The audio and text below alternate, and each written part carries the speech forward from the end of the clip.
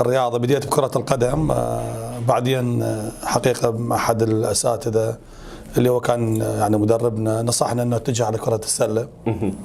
يعني تعرف هناك شلون مكتشفين هذا، فشاف البنية الجسمانية مالتي وهذا، فقال لي أنت مهم. الحمد لله رحت على كرة السلة، بديت ألعب في نادي الحلة، بعدين أول شيء يعني أنا نادي الحلة، بعدين بنادي بابل، بعدين رجعت النادي الحلة. يعني بداية كانت كلاعب. نعم، فئة الناشئين، وبديت يعني فئة الناشئين، فئة الشباب، والخط الأول. يعني مثلت عدة أندية، يعني فئة الشباب لعبت بالنادي النفط الرياضي ببغداد، حاليا بطل الدوري بكرة السلة. بعدها يعني رجعت النادي الحلة، لعبنا النادي المدحتية، كان مشارك بالدرجة الأولى، يعني وصعدنا الدرجة الممتازة ما شاء الله.